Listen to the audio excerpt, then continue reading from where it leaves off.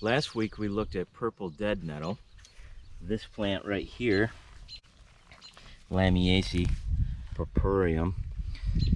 And this, again, if you remember, is called a dead nettle because it does not have a sting to it. And so this week we want to look at stinging nettle, which are these plants right here. These do have sting to them. And so this is found in a different family. The purple dead nettle, if you remember, was found in the Lamiaceae or mint family. This is found in the Urticaceae family, and this is Urtica dioica. Urtica refers to burn, and dioica refers to two houses. And so when this plant flowers, it will have both a male flower and a female flower. And so this plant has some really good defenses to it. I don't know if you can see these spines on there. Those are actually called trichomes. And we see that these trichomes act as miniature hypodermic needles. And so there's a silica tip to those that if you come into contact with it, the tip breaks off, and these trichomes function as hypodermic needles that will inject a chemical cocktail that includes, among other things, formic acid, histamine, tartaric acid, and it will cause inflammation. So histamine is actually a chemical that your own body creates and releases to cause inflammation, to help you heal from injury.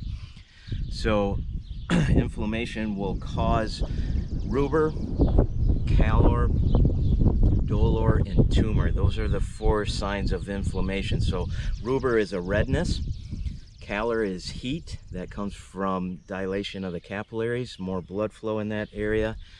Dolor refers to pain. So some of these chemicals in this chemical concoction released will trigger pain receptors. And also tumor refers to swelling. So right now I feel that burning sensation there. So the pain receptors are being triggered.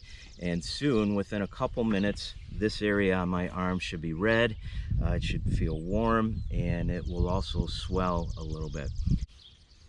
So the reason that this plant has these trichomes and injects this stinging chemical concoction is that otherwise animals, even humans, would probably eat it all up.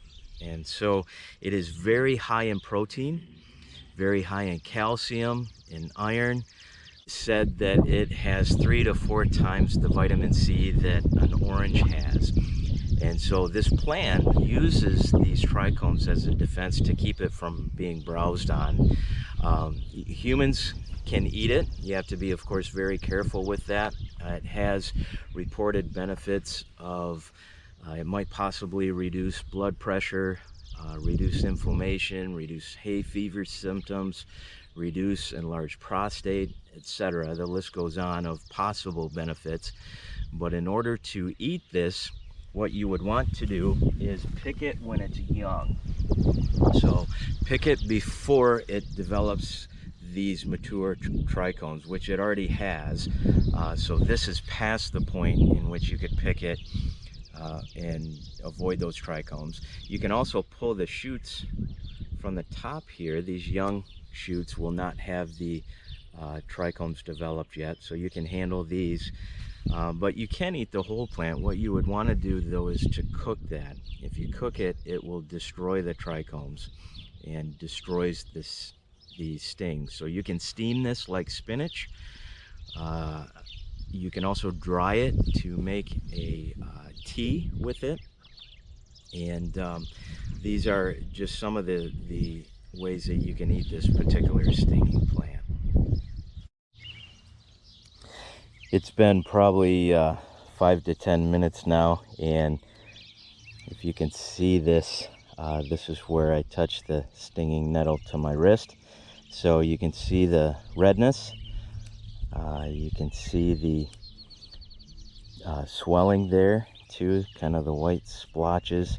The pain is starting to recede a little bit, but there's also a little bit of heat you can feel from it when you put your hand on it.